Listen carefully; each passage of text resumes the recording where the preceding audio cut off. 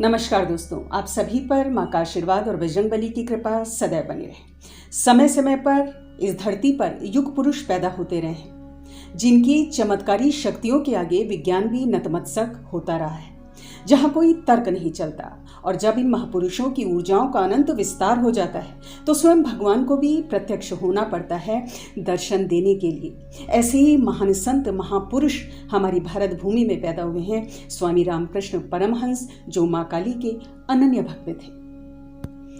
स्वामी रामकृष्ण परमहंस की भक्ति माँ काली के लिए इतनी असाधारण थी, इतनी निस्वार्थ थी कि स्वयं माँ उन्हें दर्शन देती थी, उनके हाथों से खाना खाती थी, उनसे वार्तालाप करती थी।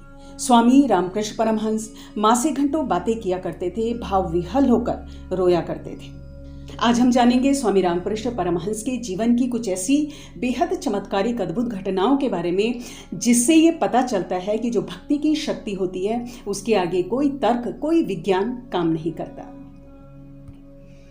स्वामी रामकृष्ण परमहंस पश्चिम बंगाल के एक छोटे से गांव में पैदा हुए थे। स्कूल की शिक्षा में उनकी ज़्यादा रुचि नहीं थी, तो इसीलिए उन्हें स्कूल की शिक्षा ज़्यादा उन्होंने ग्रहण नहीं की, ना ही संस्कृत आदि भाषाओं का उन्हें कुछ ज़्यादा ज्ञान था। लेकिन माँ के प्रति उनका अत्यधिक लगाव था और इतना ज़्यादा प्रेम था जिसने उन्हें अध्यात्म के शिखर तक पहुंचाया और दक्षिणेश्वर काली मंदिर का पुजारी बनाया। कलकत्ता में 1855 में रानी रासमती ने माँ काली का एक भव्य विशाल मंदिर बनवाया।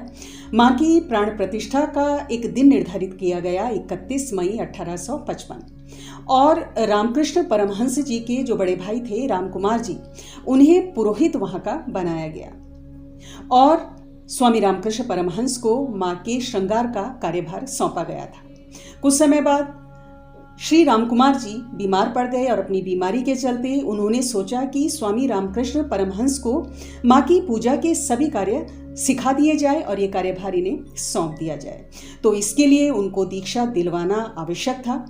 तो वहाँ के जो प्रसिद्ध श्री केनाराम भट्टाचार्य जी थे, जो शक्ति उपासक थे, उनसे इन्हें दीक्षा दिलवाई गई और दीक्षा के उपरांत स्वामी रामकृष्ण जी को माँ काली की पूजा का कार्यभार सौंप दिया गया। कुछ समय बाद रामकुमार जी की मृत्यु हो गई और बड़े भाई की मृत्यु के बाद स्वामी जी के अंदर कुछ वैराग्य पैदा हो गया। उनका मन अब संसार में नहीं लगता था और अधिक से अधिक पूजा पाठ और माँ के प्रति उनका कुछ ज़्यादा ही प्रेम बढ़ गया था और पूजा पाठ में वो पूरा अपना दिन व्यतीत करने लगे थे।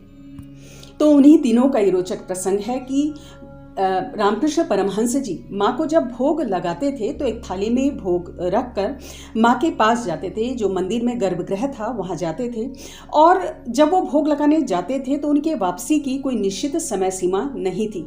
कई बार घंटों घंटों वो उस गर्भगृह में बिता देते थे, क्योंकि वो वहाँ माँ काली से बातें किया करते थे। कई बार तो लोगों ने उन्हें मानसिक रोगी तक कह डाला, लेकिन लोगों की आलोचनाओं से लापरवाह श्री रामकृष्ण परमहंस अपनी भक्ति की धुन में रमे रहते। लेकिन उनकी इस आदत से जो उनकी पत्नी थी शारदा जी, वो कभी कभी थोड़ा व्यथित हो जाती थी। तो एक दिन की बात है कि शारदा जी ने माँ के लिए भोग तैयार किया और स्वामी रामकृष्ण जी उस भोग को लेकर माँ के पास गर्भगृह में चले गए। माँ को भोग लगाते समय उन्होंने पर्दा लगा दिया। ऐसा वो सदैव ही किया करते थे।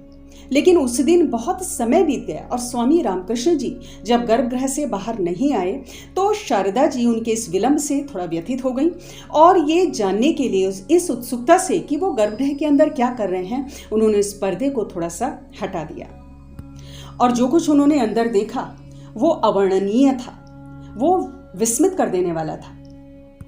शारदा जी ने देखा कि माँ काली अपने पूरे रौद्र रूप में सशरीर वहाँ विराजमान थी और स्वामी रामकृष्ण जी के हाथों से भोजन कर रही थी। ये दृश्य देखकर शारदा जी थोड़ी भयभीत भी हो गई, निशब्द हो गई और वहाँ से चुपचाप वापस चली आई।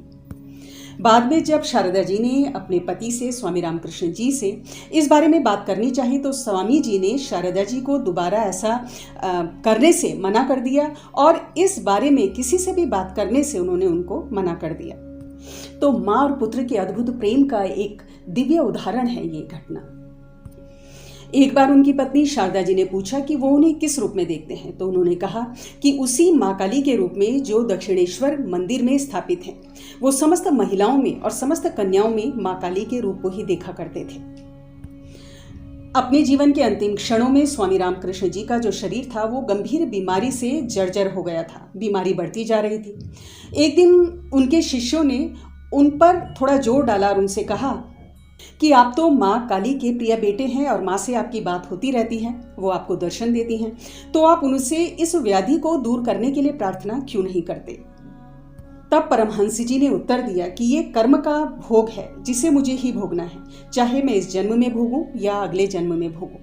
और मेरी माँ काली चाहती है कि उनका ये पुत्र ये सारे कष्ट इसी जीवन में भोग ले और उसके जितने भी कष्ट हैं वो इसी जीवन में समाप्त हो जाएं। स्वामी जी चाहते तो अपनी इस बीमारी को ठीक करने के लिए माँ से प्रार्थना कर सकते थे और माँ की शक्तियों से वो उनकी बीमारी ठीक हो सकती थी, लेकिन उन्होंने ऐसा नहीं किया क्योंकि माँ से उन्होंने कभी कुछ मांगा ही नहीं, सिर्फ उनकी भक्ति और उनका प्रेम मांगा। इतना निस्वार्थ प्रेम, ऐसी निस्वार्थ भक्ति थी रामकृष्ण परमहंस की माँ काली के लिए। और अंत में इसी बीमारी के चलते स्वामी जी का देहावसान हुआ। अंतिम समय में 3 बार माँ काली के नाम का उच्चारण करके स्वामी रामकृष्ण परमहंस चिर समाधि में लीन हो गए। तो स्वामी जी का जीवन एक उदाहरण है भक्ति की शक्ति का, एक महान भक्त का अपने इष्ट के लिए निस्वार्थ प्रेम का, निस्वार्थ समर्पण का, जहां विज्ञान भी नतमस्तक हो जाता है। तो आज की वीडियो में इतना ही। अगली वीडियो में बहुत जल्द मिलती हूँ। सामने स्क्रीन पर दोस्तों आपको वीडियो दिख रही है। नित्य पूजा में भोग लगाने की सही विधि के ऊपर बहुत महत्वपूर्ण जानकारी इसमें है।